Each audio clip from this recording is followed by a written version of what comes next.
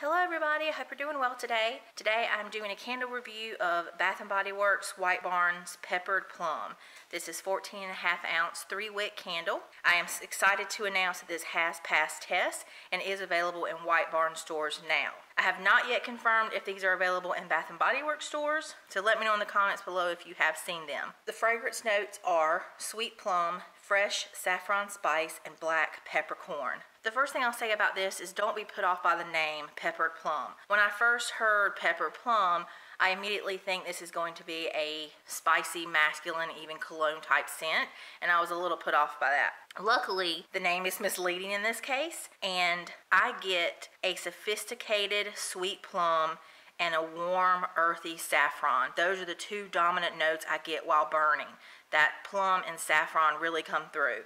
The saffron note is reminiscent of Wine Cellar, but this is not a repackage. I would say that if you are a fan of Wine Cellar, you probably will like this one because of that similarity. I also pick up a woodsy peppercorn note, but it is not a dominant note and it doesn't come across as spicy or masculine. I also pick up a hint of cardamom spice and a hint of patchouli. This is a very rich and complex scent, and I am really just thrilled with it. It is beautifully sophisticated, and I would love for Bath & Body Works to start coming out with more of these types of sophisticated, complex blends. It's beautiful and elegant. This is definitely not your typical fruit scent. It's not overly sweet, but it's just sweet enough that I feel like it would appeal to most people. The strength and throw has been a solid 7.5, at times even an 8. I have had this in my large open concept cathedral ceiling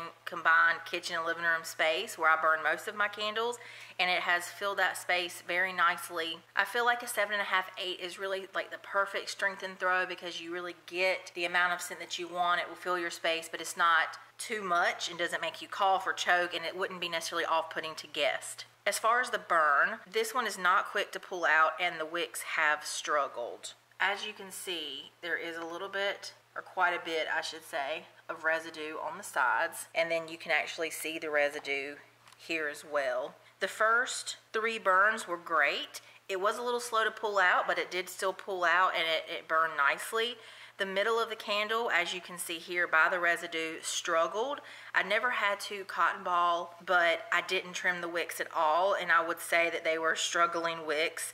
The last 2 burns have been great. Here you can see that although the flames are a bit small, they are still dancing and it has pulled out quickly.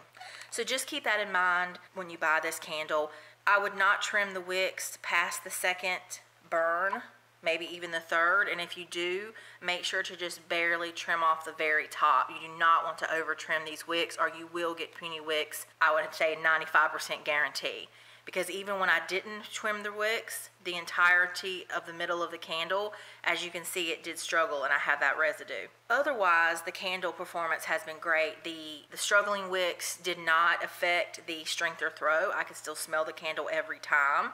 And sometimes when they're struggling with wicks, it will change the color of the wax. And there is a little bit of discoloration, but again, it hasn't affected the scent or the throw. So would I repurchase this scent? Absolutely. When I initially bought it, I went ahead and picked up 4. I had 4 candles that I wanted to exchange, so I went ahead and just exchanged them and got them all, and I don't regret that. Even though the wicks have struggled, I feel like I can help correct that issue by not trimming the wicks. The scent is worth it. Would I stock up on this scent? Yes.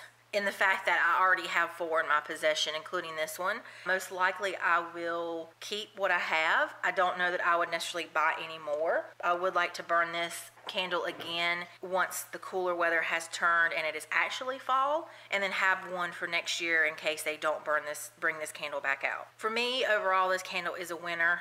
Again, sophisticated, elegant blend, not overly sweet fruit scent, which is very much needed, I feel like, in their candle lineup. Very happy with this one.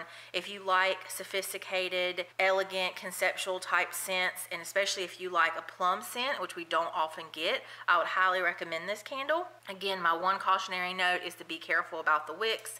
Don't over trim, and I would even say not to trim at all in the middle section of the candle. Let me know below if you have any questions or comments. Have you picked this candle up? Have you sniffed it? What are your thoughts? Have you burned it? Are you having some of these issues with the struggling wicks? We'd love to hear your thoughts. If you liked this video or found it helpful, please give it a thumbs up. As always, thank you so much for your support. I greatly appreciate it. I hope you have a wonderful rest of your day. Bye.